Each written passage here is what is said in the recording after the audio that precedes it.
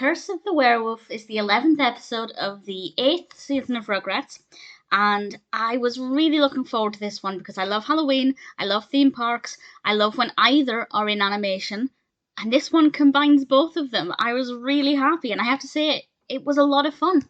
The first half, this is a double segment, double feature, 2 segments. The first segment is all at Tommy's house. They're all getting ready to go trick-or-treating, and the characters are getting dressed up. This is the adults and the children. The children have some really fun costumes. Tommy is a vampire, and Phil and Lil are bats, and Kimi is a witch. She looks wonderful. Her costume's very simple, but so effective, and the colour choice for it was perfect. Angelica is, of course, a princess, and they're all going to the theme park, and I thought that sounds fabulous. They're going trick-or-treating in the theme park. I've never heard of that before, but maybe it's an American thing. Certainly that wouldn't happen in the UK, as much as I would love that to be the case. Everybody's excited except Chuckie, because Angelica tells Chuckie that what they dress up as for Halloween is what they'll become, and Chuckie has to dress up as a werewolf. And he begins to panic, thinking that he will be a werewolf. And the second segment is at the theme park. And Angelica had actually just told him he'd turn into a real werewolf just for fun, just to wind him up. But she actually used this to her advantage because she kept sneaking candy. So her parents have told her she's not allowed to go trick-or-treating. She can go to the theme park, but they're not taking her trick-or-treating. And she tells the babies that if they bring her candy, she'll use her magic princess powers, because apparently princesses have powers, to make sure they don't turn into those creatures or they turn back into regular babies. And I thought that it was a pretty decent narrative idea. I think it unfolded really well. And the second segment, so basically the second half of the episode, is the babies wandering around the amusement park trying to get candy. And we have so many great costumes. Everywhere you look, there are different people, characters, dressed up in costumes. The decor is stunning. It's creepy. It didn't really have theme park vibes, to be perfectly honest, but I still think the setting worked really, really well. And it's very spooky and very atmospheric, and I really love it. This also has a really great message that Chuckie learns about believing in your own abilities and also fake power.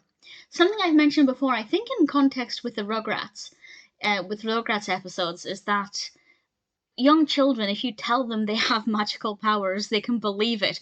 And the babies, particularly Chuckie, thought that because they looked scary and they thought they were becoming these scary monsters, they thought they had these abilities.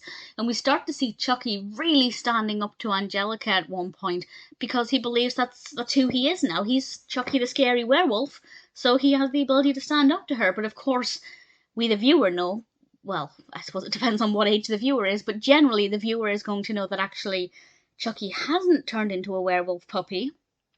He is still Chuckie. And that ability to stand up to Angelica came from belief, came from the self-belief that he could do it. And it's very true. If you tell a child that they're wearing a jacket that will protect them from whatever, it makes them feel like they've got this barrier against the outside world, and it gives them confidence and strength and courage. Obviously, there are exceptions, but it does work. And even as adults, a lot of the time, if we believe, then we have... It's kind of like the whole, if you look good on the outside, you feel good on the inside. It's kind of this, well, I look like I should feel good, so I feel good. And we have the same with Chuckie. He looked like he should be big, bad, brave, and scary. And that's what he was able to channel. And I love that. I think that's such a great message, and I think it worked really well. I don't think Chaz was very sensible with dressing Chuckie up as a scary creature, given how scared Chuckie was when they first went over to the Pickles house, because Chuckie and even Chaz, they were both scared. So Chaz doesn't necessarily get the Parent of the Year award, though one could argue exposure therapy works well.